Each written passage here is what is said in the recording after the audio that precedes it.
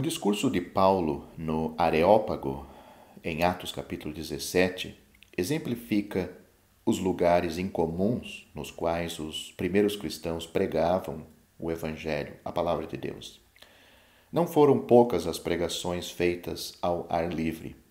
É bem possível que no Pentecostes a mensagem tenha sido pregada em lugar aberto, a julgar pelo número de pessoas que a ouviram e foram salvas. Atos capítulos 2, versículos 6 e 41. Outros exemplos de pregação ao ar livre podem ser encontrados em Atos capítulo 8, versículos 5, 25 e 40, e Atos capítulo 13, versículo 44, capítulo 14, versículos 8 a 18. As imediações do templo foram usadas para a propagação do Evangelho em pelo menos 3 ocasiões. Note Atos capítulo 3, versículo 1 a 11 e capítulo 5, versículo 21 e depois o versículo 42. Paulo e seus colaboradores pregaram a palavra junto ao rio em Filipos, portanto, no ar livre, perto do rio, em Atos capítulo 16, versículo 13.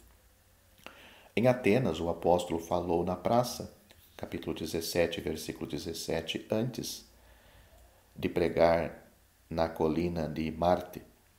Em Jerusalém, dirigiu-se à multidão furiosa da escada da fortaleza de Antônia, Atos capítulo 21, versículo 40, a capítulo 22, versículo 21. Em pelo menos 4 ocasiões, a mensagem foi proclamada diante do Sinédrio judaico por Pedro e João em Atos capítulo 4, versículos 8 e 19, Pedro e os outros apóstolos em Atos capítulo 5, versículos 27 a 32, Estevão, capítulo 7, versículos 2 a 53, e Paulo, no capítulo 22, versículo 30, a capítulo 23, versículo 10. Paulo e seus colaboradores costumavam pregar o Evangelho nas sinagogas. Note Atos capítulo 20, versículo 9, capítulo 13, versículos 5 e 14, capítulo 14, versículo 1, capítulo 17, versículos 1 e 2, 10 e 17, capítulo 18, versículo 4, 19 e 26, e no capítulo 19, versículo 8. Os lares também eram usados como pontos de pregação. Pedro anunciou o Evangelho na casa de Cornélio, no capítulo 10, versículos 22 e 24. Paulo e Silas testemunharam na casa do carcereiro de Filipos, capítulo 16, versículos 31 e 32.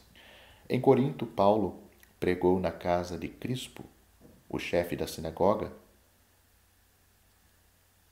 capítulo 18, versículos 7 a 8. Falou até a meia-noite numa casa em Troade, capítulo 20, versículo 7. Ensinou de casa em Éfeso, Atos capítulo 20, versículo 20. E em sua casa alugada em Roma, capítulo 28, versículos 30 e 31. Filipe evangelizou o eunuco etíope num carro, capítulo 8, versículos 31 a 35, e Paulo pregou a bordo de um navio, capítulo 27, versículo 21 a 26. Em Éfeso, ensinava diariamente numa escola, capítulo 19, versículo 9. Paulo pregou em tribunais civis diante de Félix, capítulo 24, versículo 10, diante de Festo, capítulo 25, versículo 8, e diante do rei Agripa, capítulo 26, versículos 1 a 29. De acordo com Atos capítulo 8, versículo 4, os cristãos perseguidos foram por toda a parte pregando a palavra. Como esses exemplos mostram, para os cristãos primitivos, a proclamação da mensagem não devia se limitar a um edifício consagrado, especialmente para esse fim. Onde quer que houvesse pessoas, encontrava razão e oportunidade para falar de Cristo. Os cristãos primitivos consideravam toda e qualquer situação uma oportunidade para testemunhar de Cristo. Mesmo quando eram levados diante de reis e governadores, não lhes ocorria que devessem esquivar-se do assunto e evitar identificar-se com Cristo por medo das consequências. Era apenas uma ocasião para pregar a reis e governadores que, de outro modo, não poderiam ser alcançados com o Evangelho. É provável que Deus permita cada ser humano que cruza nosso caminho a fim de termos a oportunidade de deixar uma bênção no caminho dessa pessoa e semear em seu coração e em sua vida alguma influência que a aproxime de Deus por Jesus Cristo. O Senhor Jesus havia comissionado seus discípulos: ide por todo o mundo e pregai o Evangelho a toda criatura. Marcos capítulo 16, versículo 15. Atos mostra os discípulos cumprindo essa ordem. Podemos acrescentar que a maior parte da pregação em Atos foi espontânea e, em geral, não havia tempo para preparar uma mensagem. Não eram apresentações ensaiadas como 1 hora de duração, mas resultantes da pregação ao longo de toda a vida. Os pregadores é que eram preparados, e não os sermões. Na opinião de alguns, Paulo deixou Atenas devido ao resultado fracos da sua pregação na cidade grega. Preferimos crer que o apóstolo foi conduzido pelo Espírito Santo na direção oeste para Corinto, a capital da Acaia. Nesse centro urbano, conhecido por sua imoralidade, o Evangelho se propagou e uma igreja foi organizada. Note isto em Atos capítulo 18. Em Corinto, Paulo conheceu Áquila e Priscila, o casal com o qual cultivou uma amizade e se estendeu até o fim da vida do apóstolo. Áquila era judeu, natural do Ponto, uma província da região nordeste da Ásia Menor.